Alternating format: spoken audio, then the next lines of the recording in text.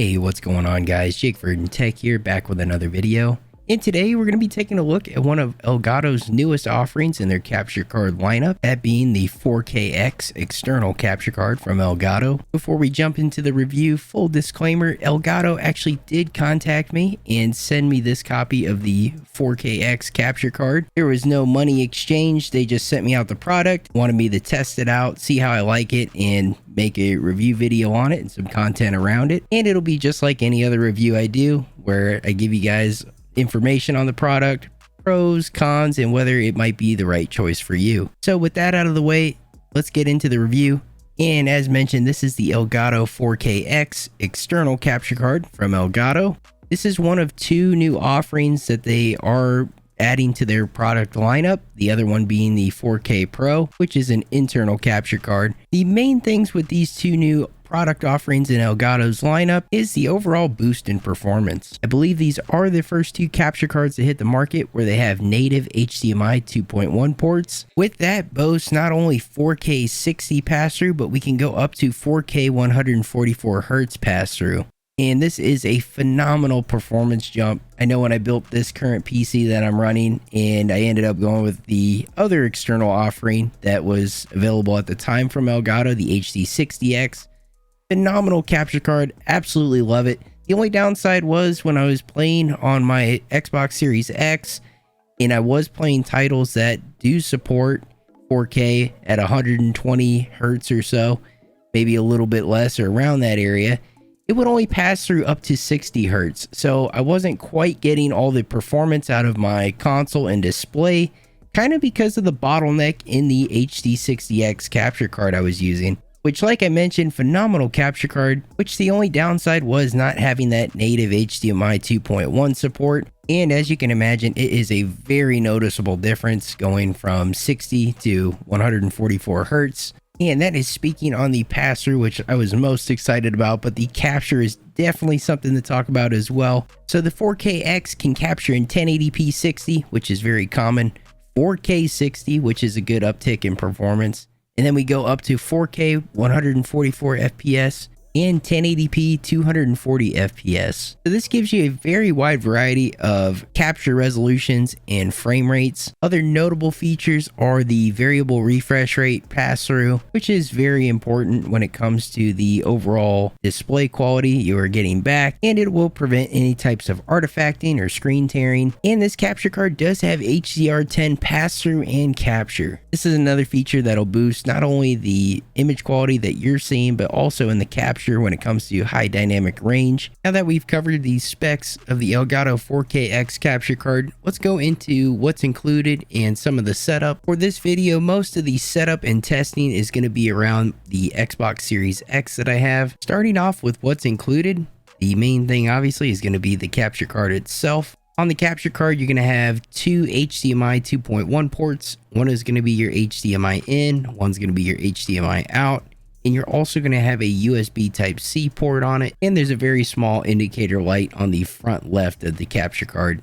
Other components in the box is going to be one high-speed HDMI cable, and we are going to have a USB Type-C cable. For HDMI cables, I definitely recommend that you either use the included HDMI cable, or if you happen to have a couple extra high-speed HDMI cables that are a little bit more high quality and can allow that higher refresh rate to travel through it, the higher bandwidth, make sure to use those. And setup is very easy. You will just plug in the capture card with the USB Type-C cable, and that'll get it its power and connectivity. For the HDMI import, this is going to be the device that you are capturing. So in this case, it's going to be a cable coming from my Xbox going into the HDMI import, and HDMI out is going to be going from the out port to your display. Installing the Elgato 4K capture utility. Personally, I don't like this application for my video recording. I use OBS Studio, but I do use the 4K capture utility for the firmware updates on your devices, which this provides. So if we go up to settings, and I was already on the device tab, but if you go over to this device tab,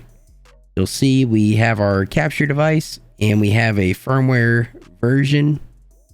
And right now we have the option to update our firmware. So that's the only reason why I use the 4K capture utility, just for the firmware updates. And I would probably recommend it, especially if you're running into some issues with your capture card. Make sure it's up to date and go from there.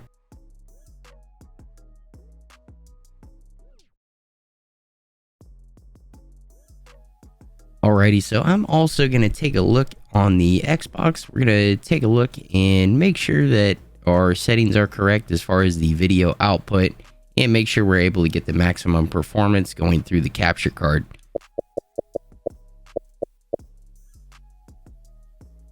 I'm going to go up to settings, go to general, TV and display options. And right now it's set to 4K, refresh rate 60. With the Elgato capture card, there might be additional setup, but we should be able to go to 120. This is awesome. We now have the 120 Hz compatibility, and the capture card is able to pass it through. And we'll do some testing with it now that we have our settings enabled for that.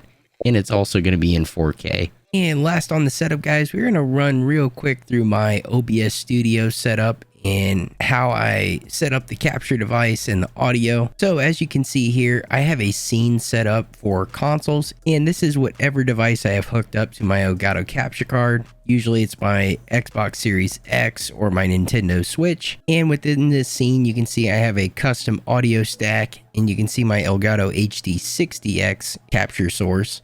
So we're going to go ahead and go down to the plus icon to add a new source. And towards the bottom, we're going to select video capture device, and we're going to give it a name. I'm just going to do 4KX, and this is under create new. We aren't going to add it as an existing.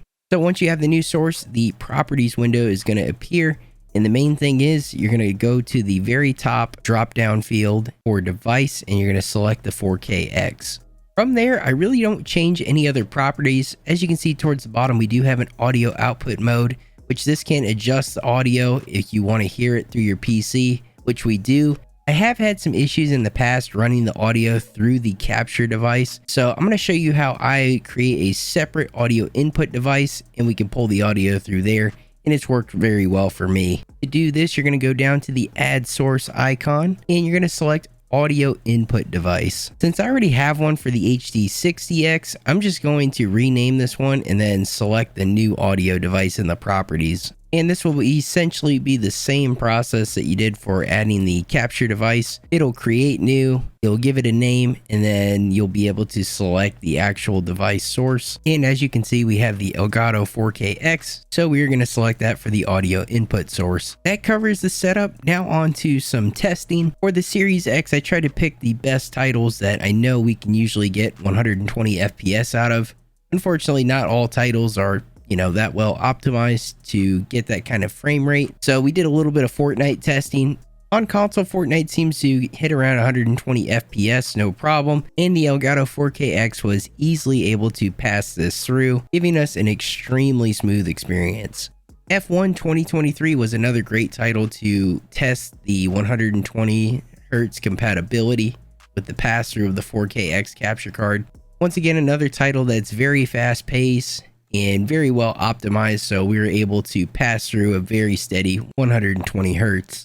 And we did do some recording too on Fortnite in F1 2023. Recordings were extremely smooth, great quality. One thing to note is I do edit my videos usually on a 24 or 30 FPS timeline. In this case, it's a 30 FPS timeline, so those 60 FPS clips I'm recording do get scaled down to 30 FPS, so they might not look as smooth as they could be.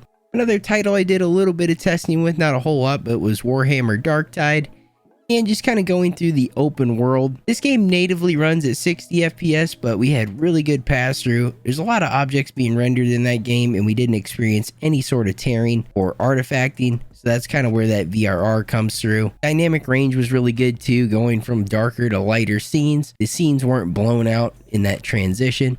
And as you can imagine, with the high performance specs of the 4KX, going to lower end systems like the Nintendo Switch, that most games operate from 30 to 60 FPS at the most at about 1080p usually, but recording and pass-through looks very nice as expected. There is another new feature to the Elgato 4KX compared to other products in the lineup that we've seen in the past, and that is the Elgato capture application for iPad. So this actually allows you to use the 4KX, and instead of a PC being your capture device / host, you can actually use an iPad with the Elgato capture application.